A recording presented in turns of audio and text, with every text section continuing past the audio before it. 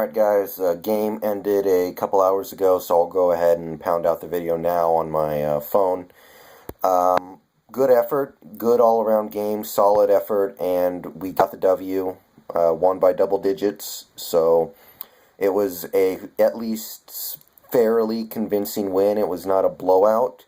There were a couple points in this game where we had the opportunity to make it a blowout, didn't happen, but you can't be really dissatisfied with the product we put out there today, winning in Illinois by 10 points when we were favored by 11. So basically we did what it seemed like people in general expected us to do. A lot of action on the Washington side before this game. Apparently the line moved a 1.5, so people liked Washington to cover in this game, and we fell a point short, but we were right in that basic area. So, to talk about this game, first the offense. Offense for most of this game was nigh unstoppable, and they did two things basically that stopped them from time to time. The first was turnovers. You know, Dwayne Washington, a guy who I talked up after last week because he looks like a non-traditional kind of player. He's a little thinner and, just skinnier than your average running back. He reminds me of like a Percy Harvin looking guy when Percy Harvin takes handoffs, but I liked him last week, and I still do, but he had 2 rushing attempts today. I think he had 2, and he fumbled on both of them. Now, granted, the first one might have not been a fumble. It might have been, might have not been. It was very close, but officially it's recorded as a fumble. And, even the second one was a pretty close call, although I think it was almost definitely a fumble. But we can't have that, so he got benched for the rest of the game, and we saw Jesse Collier go out there, a guy who, a couple years ago I liked him. I didn't think he would be able to come back from his injury, but he looked really good today. So we managed to mitigate that part, but you had the turnovers, 2 first-half fumbles, and with the way this offense was moving the ball all day, those fumbles probably took 6 to 14 points off the board for us, because for most of that game we were driving up and down the field, and I think that any possession of ours that didn't end in, self-inflicted wounds had a very good chance of going for at least a score. So, that and penalties. Oh my God. We had 9 penalties in the first half and 12 for the game. That number needs to be cut in half, at least. 6 penalties in a game, you can live with that. That's just part of playing football, but you double that number and suddenly you're really leaving points on the board. So those 2 things, we got to clean them up. Penalties, turnovers. If you look purely at the offensive productions of these 2 teams, we should have won by 20 or 30 today. But those 2 things, we lost the turnover battle and we lost the penalty battle, it contributed to a closer game than it should have been. Now, I will give you that I thought some of the calls against us, some of the penalties were, well, let's just say I didn't appreciate them. They called a personal foul on Javon Mickens, and the replay showed him he literally didn't do anything. Now, they didn't show us the full replay because they had to get back to the next play, but as near as I could tell, the play was whistled dead, and he just kind of walked back toward the sideline. No idea what he picked up that flag for, and if maybe that question can be answered later this week, but I did have a problem with that call. I had a problem with a couple others. There was 1 or 2 holdings that I thought were ticky-tack, but on the whole, it was a messy game on the part of the, as far as committing penalties go. But outside of those 2 things, this offense was a well-oiled machine. They only punted a couple times. They were only stopped a couple times. Their ground game is dominant, mainly because of the offensive line, also because Bishop Sankey continues to do an excellent job at finding the gaps in the defense, finding the holes, running hard, running over people, breaking tackles. Bishop had over 250 total yards of offense today. He had 200 yards rushing. Definitely the MVP of the game. Just a brilliant performance from Bishop. And if he runs like that the whole season, this could be even better than I thought. This season could go even better than I thought. So the running game for much of the game was basically unstoppable. We were imposing our will, especially in the third quarter, just by running the ball over and over, and Illinois could not stop us. The passing game worked very well. Keith Price had a great game. He didn't turn the ball over. He was sacked once or twice, but for the most part, he didn't get pressure. He made some difficult throws. He made a lot of easy throws. He made some plays down the field, which I love. You know, I like this short passing game. I do. And we saw it work again today. Mickens continues to be somebody who's going to catch a lot of passes for us this year. He's at 18 after 2 games. Cason Williams, he's good for at least one big play a game. We saw a big play from him today. He continues to be that number 1 receiver.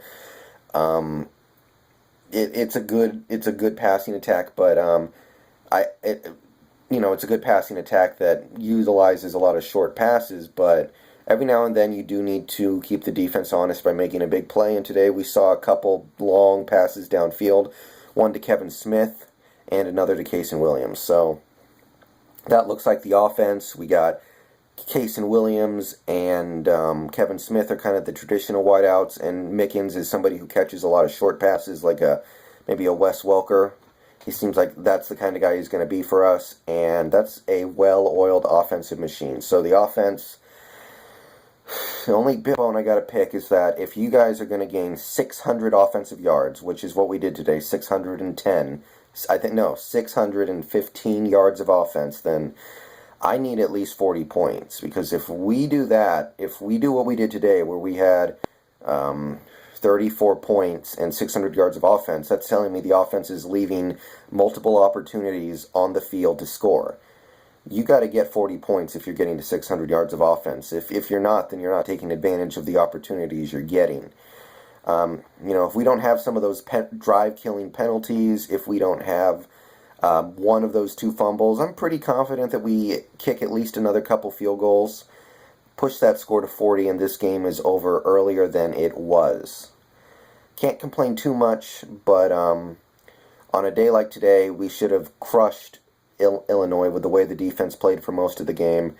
We didn't, because the offense needs to take better advantage of their opportunities. Today, they did well enough to win. So, in spite of the offense clicking on all cylinders for most of today, a couple mistakes, keep them down. Defensively, mostly a great game. Definitely not as good as week 1, but it would have been hard to top that. Most of the game, we kept their passing game completely in check. They were pretty much unable to pass the ball at all on us outside of one 70-yard pass play. If you take that play away, that one busted coverage, or not even a busted coverage, just a receiver beating his man, they had less than 100 yards of passing. Even, with that play, the quarterback completed about a third of his passing attempts. He ran the ball a little bit with some success, but he wasn't running around all over us. They ran the ball okay, but honestly that came in fits and spurts. Like, they had one third quarter drive where they dominated us on the ground. Other than that, they were pounding it out for maybe 3 yards a carry throughout most of the game. So, as a defense in college football, you're not going to stop the other team every single possession. You're not going to force a 3-and-out every single drive. So if you look at it from that perspective, every now and then you give up a good drive. It's okay. And we played good out there today. We got a lot of pressure early on Shieldhouse. I don't think that's how you say it, Shieldhouse. Later in the game, the pressure dried up a little bit, but I think the pass rush was much improved from last week. And the secondary play, a lot of those sacks and a lot of those pressures were because the coverage in the secondary was so good. You can't say enough about the quarterback dropping back and he has time to find a receiver, but there's no receiver open, and then somebody gets to the quarterback. Can't really call out any names on the defense because I think they all played together well as a unit. Danny Shelton, the nose tackle, I got to give credit to him, though. He looks like he's going to be a real good player for us on the lines. Only real bone to pick with the defense. Another turnover or 2 would be nice. We had one at the end of the game to seal it, the interception on the poorly advised throw, but you'd like to see more turnovers forced by this defense, if possible, on a day like today, but where the quarterback is not completing his passes. But That's how it goes. We only got the one turnover. I say we got screwed out of another on that punt return, that where it looked like the Illinois player botched the return, and they ruled him down. But you can't really complain too much about a defense that holds what appears to be a good Illinois offense to 325 total yards, and really stifles their passing game. They had one really good pass all game, basically. So yeah, Washington wins by 10, which is pretty much what people seem to expect. Oh, and I want to shout out to Travis Coons, because he pissed me off like you wouldn't believe last year, and I don't think he's a very good kicker, but he made a couple of pressure kicks today. They were easy kicks, but he made them. Credit to him. Other than that, as I said earlier today, we didn't get too much help today, and that continued into the later games. At this point, I don't think Washington's going to move very much, because we didn't turn any heads with today's performance. We just kind of did what people expected. And it's going to be a couple weeks before we have the opportunity to really do any head turning, I think, because Idaho is not a team. Idaho State is not a team that you can beat by any amount and impress anybody. However, I do think there's the opportunity that we jump Florida, because they didn't play today. I'm not Georgia. Florida. They didn't play today, and last time we saw Florida play, they lost. And we might be able to jump Miami just because they didn't play either, although I doubt that. As for teams that actually played today, in regards that those actually kind of matter, the only team I could see us jumping in the rankings is Michigan, because they didn't play well today at all, and they still won, so that might not be enough. And other than that, Vanderbilt gave me some hope they were going to knock off South Carolina. Didn't happen. What else was there? I guess that was about it. There were a couple other semi-close calls in the later games. Oh yeah, A&M came back and almost beat Alabama. They were within an onside kick recovery of at least making it interesting, so they're probably going to be fine come Monday in the rankings. And that's really about it. Basically everybody above us took care of business, with the exception of Michigan, who won anyway. So I don't really see us jumping anybody. If Purdue can hold on against Notre Dame, that's great. So Monday I expect us to be ranked around 17th, maybe 18th. And we just have to keep on holding on to those spots until we get into conference play.